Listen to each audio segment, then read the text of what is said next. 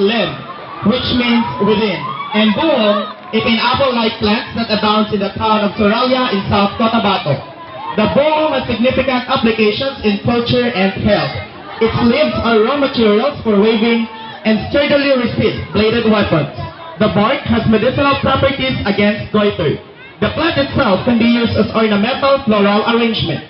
Each September, Soralia celebrates a festival anchored on the limbuhong, providing impetus to the municipality's socio-cultural advocacy while giving due recognition to Togolese, Magindanaoans, and Christians for their valued contribution to socio-cultural development. Ladies and gentlemen, grade 6 dancers in Limbuhong Festival.